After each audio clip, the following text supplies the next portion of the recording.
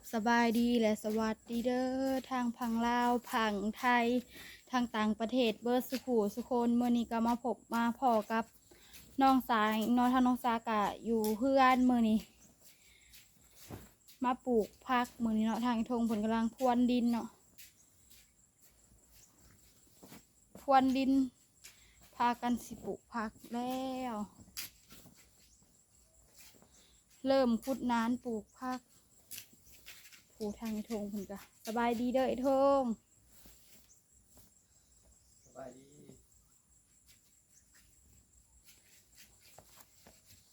มื่อนี้ก็สิปลูกผัก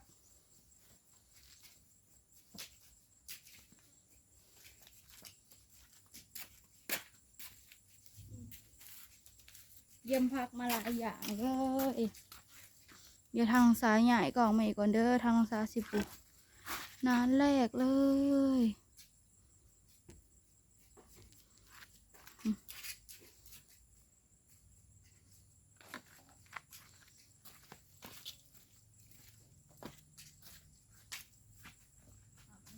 สบายดีอีกครั้งเด้อสิมาปลูกผักของผักบัวปลูกก่อนนี่เลยมีหมักเพชรและกะผักหอมป้อมหมักเลนหมักเพชรผักสลัดผักหอมป้อมนี่กะอันนี้กะหัวผักบัวเราสิมาปลูกกันเลยปลูกก็ได้กิน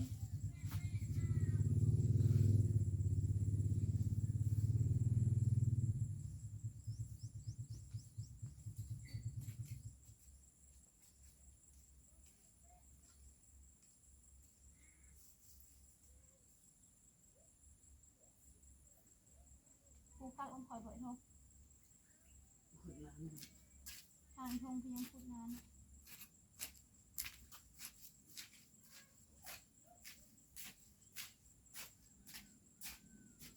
ปลูกห่างๆเลย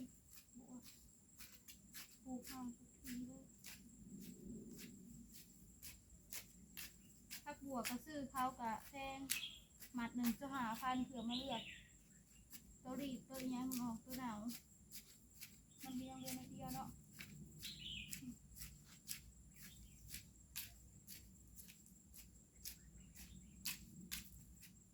ปลูกพอได้กินถ้าจึงไม่อยากซื้อเขา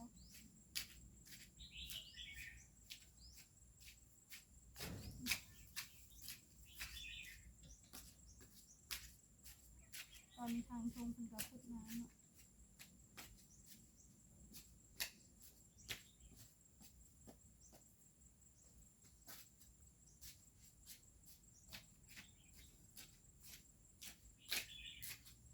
ผักบัวหัวน้อย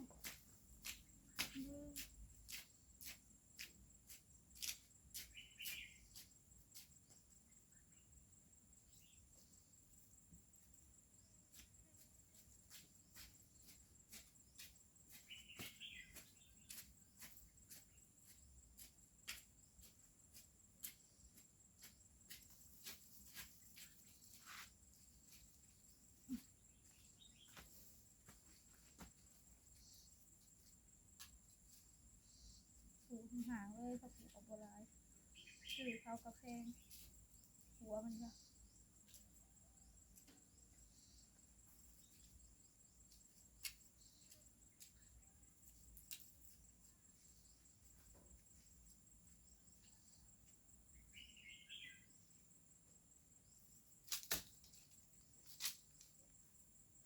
พูดน้ำได้หรือเปล่าคุณ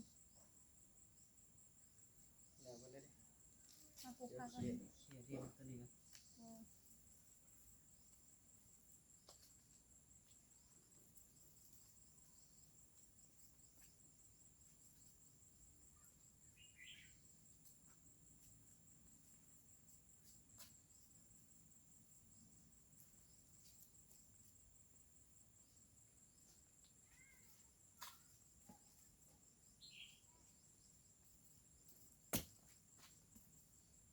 ปลูกห่างๆเลยมันไม่อยากพอเพราะว่าซื้อเขากระเพงหมัด1จะ5,000เผื่อมาเลือกอีก ได้ทงพักนะเจ้าหวานพักหอมปอมเนี่ย ทางอันนี้ก่อนมา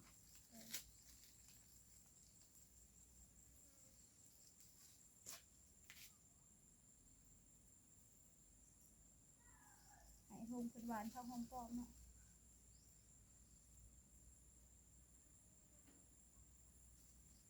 พักบัวก็ประหยัดพ่อได้ทงเลยบ่พ่อก็อยากเนาะเดี๋ยวนาเดียวหนึงแล้วแค่เดียวนะ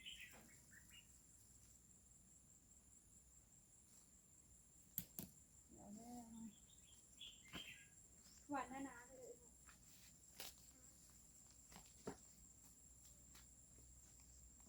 นี่ปนกันเลยผักบัวอ่ะนี่ผักหอมปอมตัวนี้ค่ะเม่นบ่อยทงเม่นเนาะผักหอมปอมตัวนี้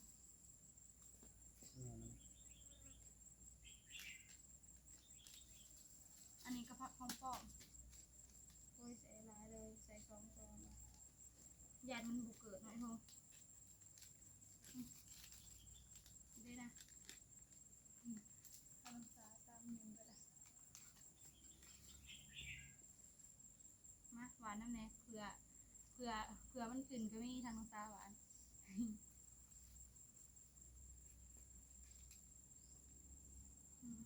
นี่ทงใส่เลยเดี๋ยวเร็วหวานนะจะเอาขุ่นมาปกนาก็ไม่ได้เลยเพราะว่าขี้งัวมันกระไรเลยหวานผักสลัดนั้นซื้อมาถุงเดียวผักสลัด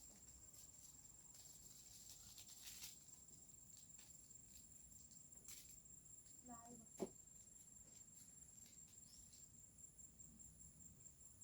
เอ๊ะผักสลัดน้อยๆหนึ่งเนาะเขามีน้อยหนึ่งกาแฟจะได้หลายถุงที่พ่อดีกว่า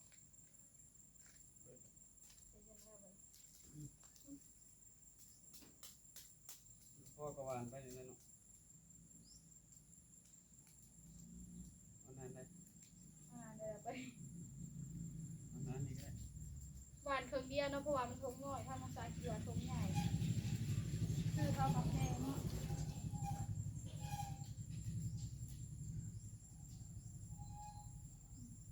โอ้ยถอดมันเกลือหน่อยหวานมากหวานก็หอมเครื่องเดียวพอแล้วลูก หอมถึง อืม หอมถึง น้ำเอามาเลยเอาหมูไข่มาทำไปเลยหวานทำไซส์หอดนี้อ่ะ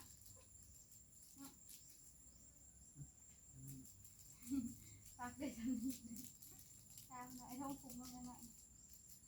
คิดว่ามันสิท้องใหญ่หน่อยท้อง เราเอาพากันได้ใส่ต่อ ปลามันโดดถึงเดียวหวานคนกันเลยแล้วเนาะมาเสร็จแล้วเสร็จแล้วคนกันเลยหวานนั้น คือวานจะนี่อยู่ ยันบุกเป็นหนากระดานดอกเดียวเขาพาเขาอันอื่นมาใส่ตรงนี้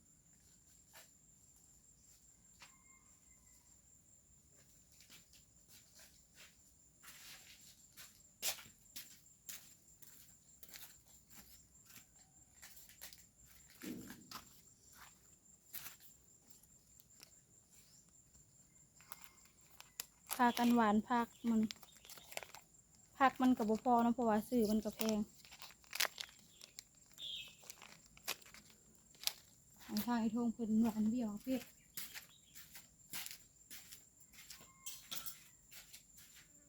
หวานหาได้เลย ทีสุดทีเลยเพชรมันน้อยเดียว นี่เป็นงานเสร็จเยอะ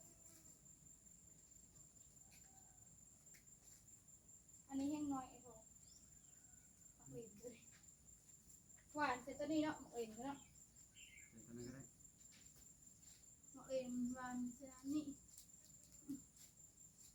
เพราะหวานไม่เดียวนะ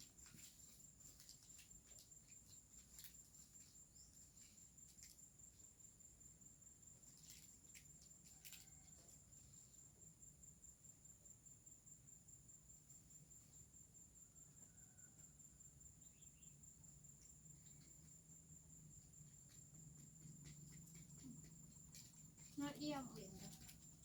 มีแต่แนวละน้อยเนาะ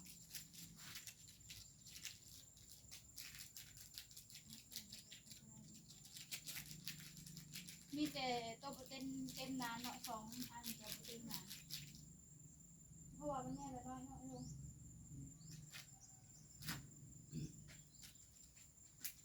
ใช้ผู้จะต้องมาสายเดียวทางสายสีกดน้ำมันจะก่อยเดี๋ยวได้ยังใส่ขอเขาแตกเดี๋ยวทุ่งจะเบิดแตกหัว มื้อเช้านี่ก็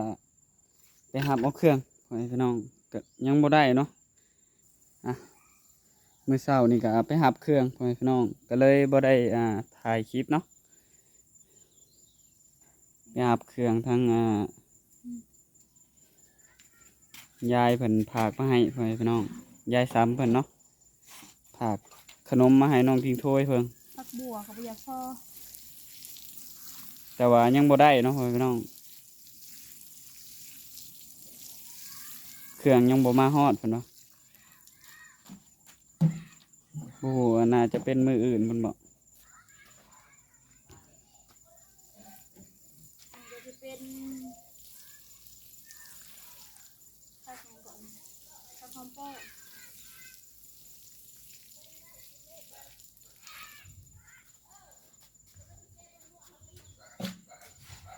ผักแล้วก็บ่เต็มนานมีแต่แนวบ่เต็มนานค่ะ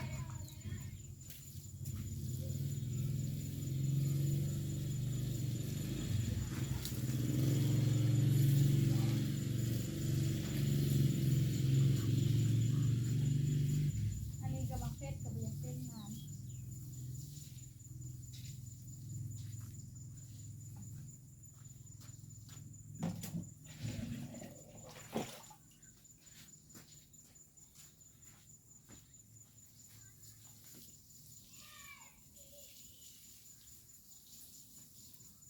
นานนี่เราก็ได้ปลูกน้ำเนาะ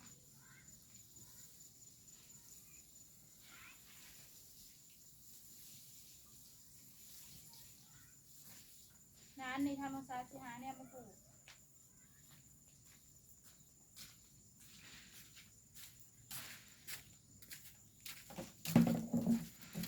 โคตรน้ำแล้วป่านนี้ปลูกนานละครึ่งเนาะเพราะว่ามันน้อยเบี้ยมันก็ยังเหลือแต่นานนะว่างยังบ่ได้ปลูกใส่ยังบ่มีแนวปลูกใส่เนาะเอาถั่วนะ ตอนนี้มักถั่วเริ่มเป็นหมากเลยเนาะแต่ว่ากกนี่บ่ค่อยใหญ่บ่ค่อยอันนั้นปานใดแต่ว่าเริ่มเป็นหมากแล้วพ่อแม่พี่น้องป้าตัวนี้ก็เริ่มเป็นหมากเลยตอนนี้ก็ถือว่าปลูกผักปลูกหยังเรียบร้อยแล้วเนาะโอ้อันนี้ก็ผักบัวแล้วก็ผักอิหยังต่างๆเลยเนาะเป็นทงก็บ่ค่อยฮู้น้ำน้องชามันดอกผักกันมื้อนี้ก็พอดีทางผู้ใหญ่เพิ่นเนาะทางพ่อใหญ่เนาะเพิ่นฝากกันส่วนมาให้เนาะพ่อพี่น้องพอดีทางน้องทงก็แล่นไปหับเครื่องอยู่เตาถ่านพ่อพี่น้องเอ้ยทางพ่อใหญ่เพิ่นฝากเครื่องมาให้ทางพ่อใจดีเพิ่นเนาะเพิ่นก็เบิ่งคลิปของน้องทงตลอดเนาะพ่อพี่น้องทางน้องทงเห็นอยู่เพิ่นส่งมาให้เบิ่งเนาะเพิ่นเบิ่งอยู่ในจอบักใหญ่เลยเนาะทางน้องทงก็ดีใจเนาะที่ทางพ่อเพิ่นก็เบิ่งคลิปน้องทงเนาะพ่อพี่น้องโดยตอนนี้ก็พักยังได้แต่ประมาณ4 นานพ่อพี่น้องอีกนานที่5บ่มีหยังเลยบ่มีหยังหวานใช่เลย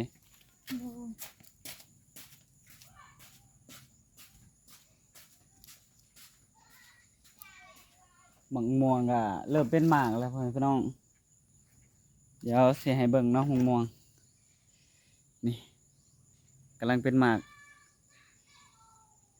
ก็บ่ใหญ่เนาะตัวใหญ่ตัวน้อยแหละบางม่วงก็ได้โอ้หมากถึงพวกก็เริ่มใหญ่แล้วเนาะแต่มันรีอยู่ใบไม้พี่น้อง เดี๋ยวสิซูมให้เบิ่งเนาะว่าสิเป็นจังไดพ่อแม่พี่น้องหมักม่วงจักอยู่ อันนี้ก็พอกระเทินเนาะ โอ้สงสัยทั้งพ่อแม่เพิ่นคือสิบ่เห็นเนาะเพราะว่าแดดมันส่องมา หมากเครือกับพอกระเทินโหใจเย็น อ่ะ มะเขือก็มีน้อยเดียวเนาะให้น้องสาวเพิ่นหวานใช่ซะเอาหวานเสร็จแล้วน้องสาว น้อยเดียวก็อย่ามาเนาะ แม่น บ่เต็มน้ำกะบ่แมนมันบ่ขึ้นเด้อเพราะว่ามันปลูกได้เพิ่งเดียวนะทุก ปลูกได้ครึ่งเดียว อืม ถ้ามันบ่ขึ้นคือเบื้องหนึ่งก็คือบ่ได้ปลูกใส่เนาะปลูกใส่แต่ข้างเดียวพ่อแม่พี่น้องก็เดี๋ยวน้องสาวก็โทษต่ออีกเพราะว่าหวานแล้วก็โทษเลย ได้เพิ่งเดียวนะตามมาดอกมันขึ้นเฮามันก็มีแต่งานเฮา หรือว่าหวานทีเพิ่นบ่ บ่แม่นหวานที่มันน้อยอยู่แล้ว อ๋อ โดนตัดหัวทางภาษาจ้ะ เดี๋ยวหันมาเบิ่งผักบัวทางนี้เนาะแต่ว่า ผักบัวทางนี้ก็อยู่มันอันนั้นอยากปลูกห่างในจักหน่อยเนาะพ่อพี่น้อง ปลูกห่างๆเลยปลูกบ่ได้กินตัวนี้เก็บกินหลายเทื่อเลยเด้ ตัวเกิดก็มีตัวบ่เกิดก็มีนะผักบัวอยู่ในหม่องนี้ก็ได้ ในผักกระแพงเนาะ แม่นใน ไป ผัก ซื้อเพิ่นก็ ในผักกระแพงช่วงนี้ไปซื้อเพิ่นก็ได้ ประมาณ20พุ่นแหละอันผักบัวก็ได้ ผักบัว เป็นหมัด สหาได้ บ่ โดย 25 ได้ เลย สำนั่นหนึ่งเพราะว่ามันน้อยมันอันนั้นมันอิหยังเกาะมันรีบแล้วมันก็หนาวเด้ทุก อ๋อ โดยเพราะว่าเพิ่นปะเฮิงเกินเพราะว่า ม มันก็เป็นแบบนี้แหละเดี๋ยวเอาน้ำมาหดมันก่อน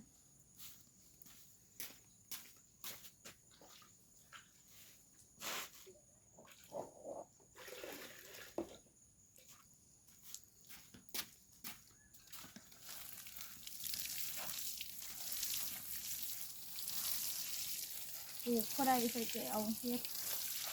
แก้วปลาแก้วน้ำ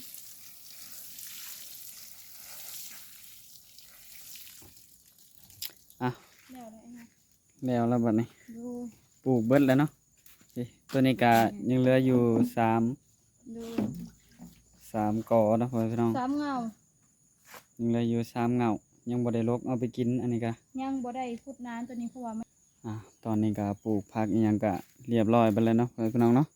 ก็ขอบคุณทางพ่อเพิ่นเนาะที่พ่อใหญ่ใจดีเพิ่นที่ซื้อส่วนมาให้เนาะ2 อันพ่อพี่น้องเพิ่นซื้อส่วนมาก็อย่างดีเลยเนาะทางลุงทงก็บ่ฮู้ดอกเนาะผู้ที่เพิ่นมอบให้ก็ได้เพราะว่าเพิ่นเฮ็ดช่องใหม่พ่อพี่น้องทางพ่อเพิ่นฝากมาทางช่องใหม่เพิ่นเอามาให้ก็ทางลุงทงก็บ่ค่อยจื้อชื่อเนาะพ่อพี่น้องเนาะก็ขอบคุณเนาะทางพ่อเพิ่นเนาะที่ซื้อส่วนมาให้ก็ขอให้พ่อเพิ่นให้อยู่ดีมีแรงความเจ็บจะได้ความไข้อย่ามีเนาะโดยทางลุงทงก็ว่าผิดพลาดประการใดก็ต้องขอโทษขออภัยนำ FC เบิดสุขทุกคนเนาะทางลุงทงก็สิได้ลาไปแล้วเนาะพ่อพี่น้องเนาะก็ขอบคุณทางพ่อและแม่ FC เบิดสุขทุกคนเนาะที่เบิ่งคลิปของลุงทงแต่ต้นจนจบที่ความโฆษณาเนาะทางลุงทงว่าผิดพลาดประการใดก็ต้องขอโทษขออภัยนำ FC เบิดสุขทุกคนเนาะตอนนี้ก็ทางลุงทงก็สิได้ลาไปก่อนเนาะโดยสบายดี